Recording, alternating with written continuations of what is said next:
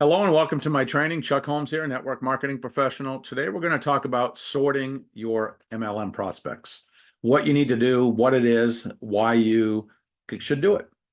So first and foremost, it's not your job to convince people. Some people come into this industry and they think it's their job to talk people into the business. That seldom works well in your favor. Even if you're a smooth talker, if you have to talk people into joining the business, you're probably going to have to talk them into staying in the business and actually building a business. You don't want to do that.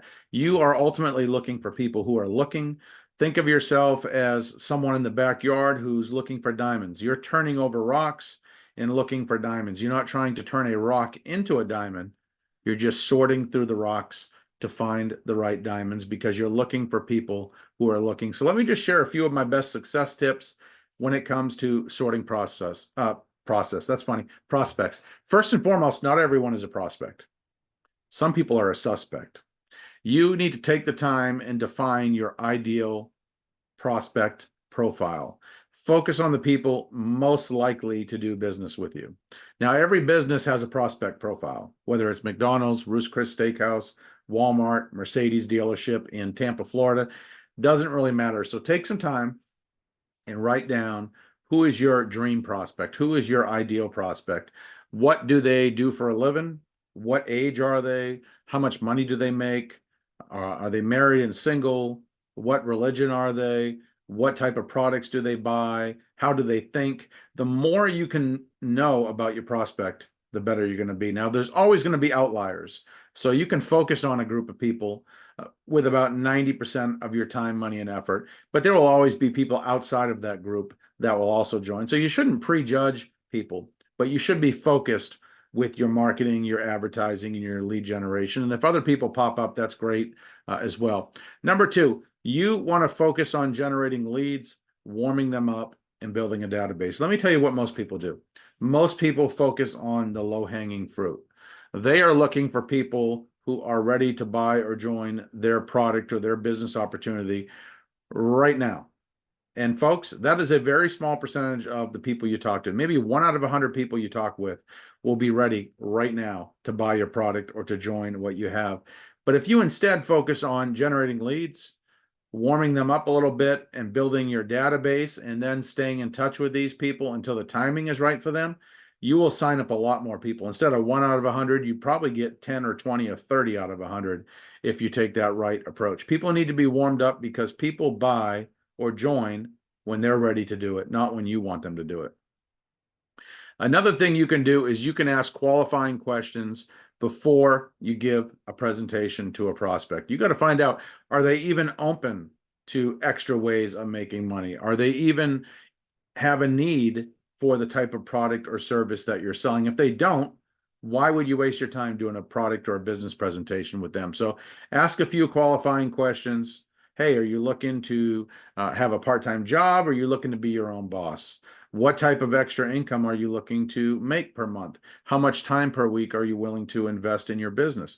What type of products in the health and wellness industry are you already currently buying?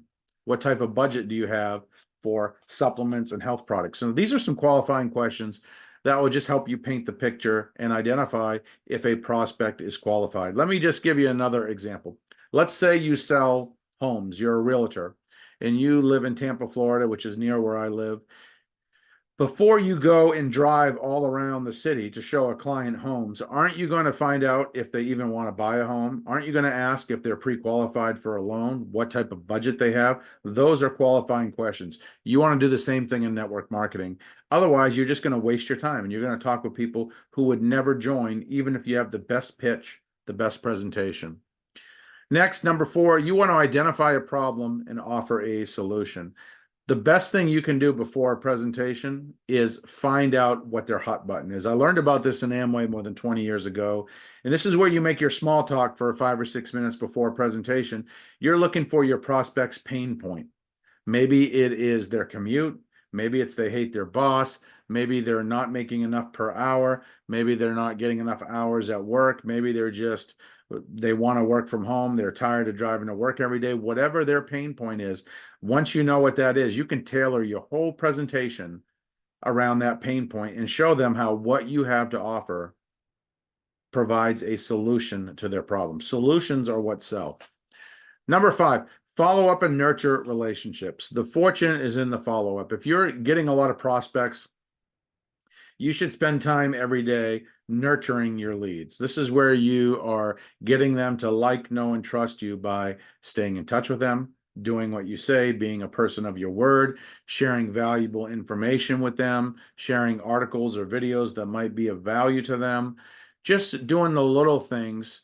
Because every time you interact with a prospect, you're either warming them up a little bit or you're cooling them off a little bit. You want to just keep warming your prospect up until they're warm enough to make the decision to buy or join.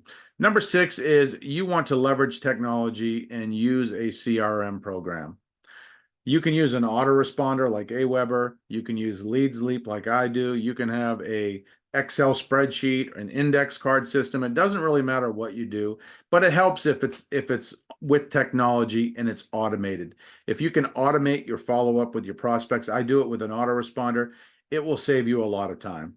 Why? Because it takes a lot of time to send out 100 individual emails, but if you can hit a button and send a email to 100 people at the same time, they all get the same message, and you had to do less work, that is working smart. That's leveraging technology. Number 7 is to remember that every prospect is a prospect for life. Some of your prospects are going to take you 5, 6, 7, 8, 10 years to sign up into the business. I'm just going to tell you that right now. Some of your best people might take you 5 or more years to get them on board with you in your business, and that's okay. Every prospect is a prospect for life. At some point, as time passes on, there's going to be an opening in their life. Maybe it's a divorce, maybe they got a new job, maybe they lost a job, maybe they moved, maybe their health went downhill, and the window is going to be perfect at that moment in time. As long as you've stayed in touch with them, as long as you've followed up with them, you've never used pressure or hype, there's a good chance they will eventually buy from you or join your team if you do those things. Finally, number 8, this is one of my best tips for sorting your prospects. Get people to contact you first. You do that through content marketing, attraction marketing, and paid ads. You can make videos, you can make reels, you can make Facebook Lives, you can do articles, you can do LinkedIn articles. But the more content you create, the more attraction marketing you do, which is just simply the process of positioning yourself as an expert and educating people in your target market, your ideal prospect. And you can also do paid ads. Those 3 things are how I generate all my leads so that people come to me first. Now, when these people come to me, they're not always ready right away to join my business. Some are, most aren't, but they become a lead, and then I start that nurturing process, that follow-up process with them to build up the like, know, and trust so that when they are ready to do it, they'll think of joining me and they'll think of joining my team or buying my product. So these are my best tips on sorting your MLM prospects. My final tip is this. This is a long-term plan. When it comes to building rapport, generating leads, converting leads, this isn't something that happens in a day or two. You need to have a 1, 2, 3, 4, 5-year outlook on this with your prospects if you want to build a successful business. And this is not just network marketing. This is how any business works. They have a prospect pipeline. The more expensive of the product or service that you sell, the longer that pipeline is going to take. The less expensive it is, the shorter it's going to take. Why?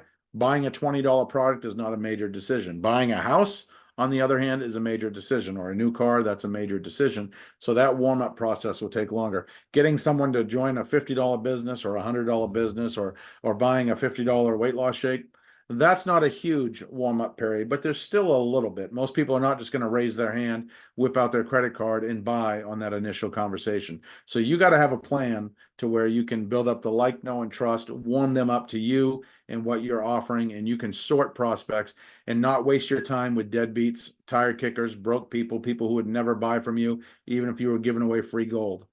With that, I hope you got some value out of today's training. You can check out the description box below this video to see some links and resources that will help you grow your business. Don't forget to like, comment, share, and subscribe. You can also check out my website, onlinemlmcommunity.com. We're one of the largest network marketing websites in the world. We have about 1,300 articles on different aspects of building a MLM business.